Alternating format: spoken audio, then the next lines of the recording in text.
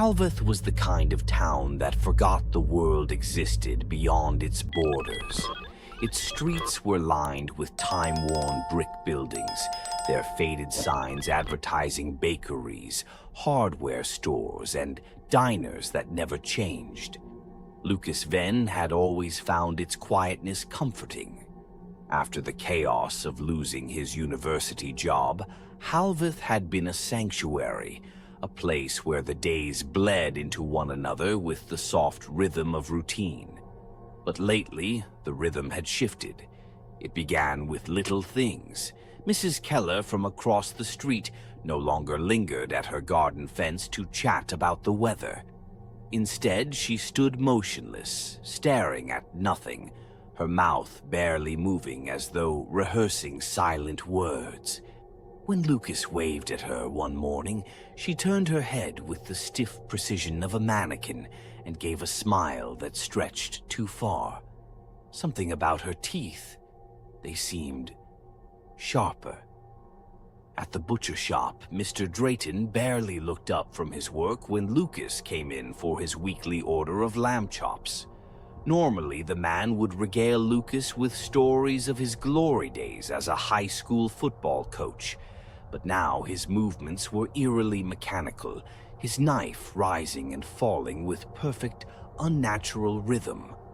The smell of the shop seemed wrong too, a faint metallic tang that Lucas couldn't place. "Busy day?" Lucas asked, trying to break the tension. Drayton didn't answer. He paused mid-slice, his shoulders stiffening. For a moment, Lucas thought he wasn't going to respond at all. Then, without looking up, the butcher muttered, "It's best not to ask questions." His voice was flat, devoid of its usual gruff charm. That night, Lucas replayed the interactions in his mind. His unease gnawed at him like a splinter he couldn't quite reach. He tried to tell himself it was just small-town oddity, but the feeling only deepened when his sister, Emily, came home late from her nursing shift at the clinic. She walked in with a deliberate slowness, her keys jingling faintly in her hand. Her hair, usually tied back neatly, hung limply over her face. Lucas was about to tease her about looking like a ghost when she turned to him. Her smile was all wrong.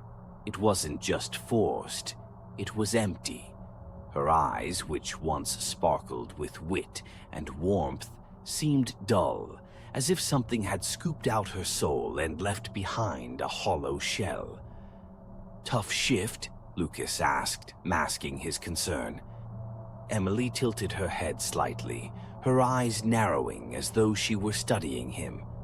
"It was fine," she said, her voice clipped. Then she walked upstairs without another word. Over the next week, the changes became impossible to ignore. Emily grew quieter, her movements more robotic. She no longer hummed songs while cooking or laughed at Lucas's bad jokes. Instead, she spent long hours staring out the living room window, her lips moving soundlessly. One morning, as Lucas passed her room, he found her door ajar and saw her kneeling on the floor, whispering to herself. Her hands moved as though she were threading invisible strings through the air.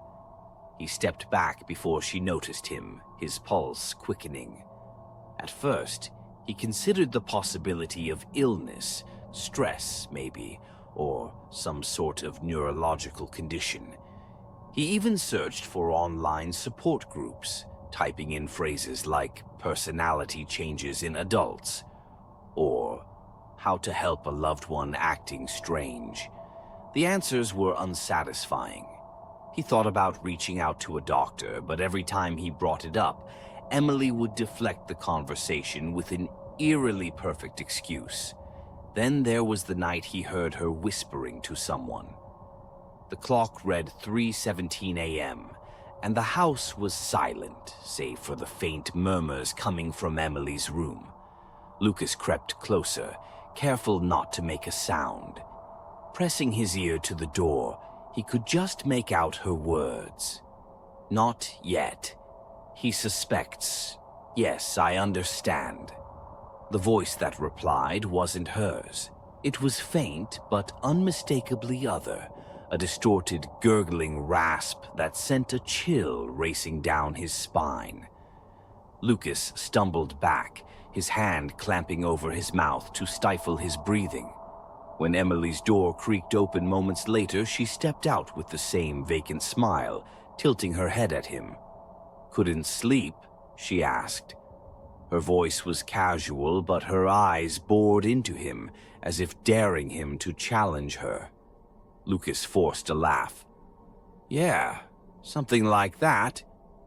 Her smile didn't waver as she walked past him toward the kitchen. He stood frozen in the hallway, every nerve in his body screaming that something was terribly wrong. By morning, Lucas made a decision. He needed answers. People in Halveth weren't just acting strange, they were changing. Something had invaded his town, something far beyond his understanding. As he sat at the kitchen table, staring at the untouched coffee in his mug, Lucas glanced at Emily, who was staring blankly out the window again. "I'll be back later," he said. "Of course," she replied without turning around. As Lucas stepped outside, the crisp autumn air did little to ease his dread. Mrs. Keller was still standing in her garden, her head tilted in that unnatural way, her lips twitching as if rehearsing silent words. Across the street, a young boy, no older than 8, sat on his porch, his wide, unblinking eyes following Lucas's every move. For the first time since coming to Halveth, Lucas didn't feel safe. The first time Lucas spoke about what he was seeing, the reaction was almost worse than the fear itself.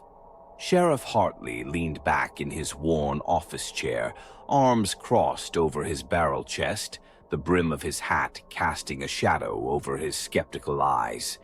The room smelled of stale coffee and wood polish, a sanctuary of mundane normalcy that felt completely alien to Lucas now. "You're telling me people are acting funny," Hartley said, his tone somewhere between amused and annoyed. "That's hardly a crime." "It's not just funny," Lucas snapped, his voice louder than he intended. "They're different. Not themselves. Like something's replaced them." The sheriff raised a grizzled eyebrow. "Replaced them?" "Yes." Lucas leaned forward, lowering his voice to a strained whisper. "Their mannerisms are off. They don't react to things the way they used to. It's not just me noticing it. Emily." He stopped himself. He couldn't admit that Emily was one of them. "Not yet," Hartley sighed, shaking his head. "Lucas, you've been cooped up too long. Halveth's a quiet place, sure, but quiet's not the same as sinister. People go through changes, stress, illness, who knows? Doesn't mean aliens are snatching folks." The word hung in the air. Aliens. Lucas hadn't even said it, but hearing it made him feel unmoored, as though the sheriff had turned his fear into something childish and absurd. He left the office with no answers, and a bubbling frustration that stayed with him long after he got home. That was when he met Anna Greer. She cornered him in the library, her hands clutching a dog-eared notebook filled with scrawled notes and hurried sketches. Her sharp green eyes darted nervously around the room as she sat down across from him. "You're the guy who went to the sheriff, right?" she asked, her voice low. Lucas hesitated. Yeah. Why?" Anna pushed the notebook toward him. "Because you're not crazy. It's happening to me too." Lucas flipped through the pages. The sketches were rough but unmistakable. Elongated figures, twisted joints, inhuman faces barely hidden beneath familiar ones. Notes lined the margins, disjointed observations like increased physical strength and synchronized behavior in groups. One phrase caught his eye, circled and underlined. "They're mimicking us." Anna explained that she was a biology teacher at Halveth High. Over the past month, she'd noticed strange changes in her students. Some had become eerily focused, their once scattered attention now laser-sharp. Others had grown unnaturally quiet, their movements too precise. She described an incident where one of her students, Timmy Wells, had a coughing fit during class. When she handed him a tissue, he hacked up something black and stringy, thin fibers that looked like strands of sinew. "What did you do with it?" Lucas asked, his voice tight. "I tried to bag it, but..." Anna shook her head. "It dissolved, like it wasn't meant to exist outside of him." The two began meeting regularly, pooling their observations. Patterns emerged, people disappearing only to return days later with altered behaviors, strange marks appearing on their skin, and an unsettling tendency for the affected to congregate in the same places: the park, the old diner, the abandoned quarry on the outskirts of town. Lucas's suspicions about Emily deepened. One evening, he returned home to find her staring at her reflection in the bathroom mirror. She didn't notice him at first, her head tilting side to side as though testing how her face moved. When she saw him, she smiled, too wide, too sudden. "Something wrong?" she asked, her tone almost mocking. "No," Lucas lied, his stomach churning. At their next meeting, Lucas confided in Anna about his sister. She didn't seem surprised. "They're not just mimicking us," she said. "They're replacing us." Lucas's heart sank. "How? Why?" Anna hesitated before pulling out another page from her notebook. It was a sketch of a figure, half human, half something else. Its skin was splitting, revealing dark, glossy flesh beneath, like the carapace of an insect. Its hands were grotesquely elongated, its eyes empty pits. "I think it's happening from the inside," she said. "Like a parasite." The idea was nauseating, but it made sense. Lucas remembered the strange marks on Emily's neck, the black fibers Timmy had coughed up, the way people moved as if their bodies didn't quite belong to them anymore. Whatever was happening in Halveth, it wasn't just psychological, it was biological. Their investigations took a darker turn when they began following the affected. One night, they tailed a group of them to the outskirts of town, where an abandoned warehouse loomed like a forgotten sentinel. Inside, the air was thick with a metallic smell that made Lucas's skin crawl. The walls were damp, streaked with dark stains that pulsed faintly in the flickering light. In the center of the room stood a cluster of people, their heads bowed, their bodies twitching in perfect unison. Lucas and Anna watched from the shadows, their breaths shallow as they tried to make sense of what they were seeing. Then one of them looked up. Its face was almost human, but not quite. The features were too sharp, the skin too pale, and the eyes, black and gleaming like polished onyx, locked onto Lucas with predatory intensity. It let out a low, guttural sound, and the others turned in unison, their movements eerily synchronized. "Run," Anna whispered. They barely made it out alive. As they stumbled into the night, Lucas couldn't shake the feeling that they were being watched.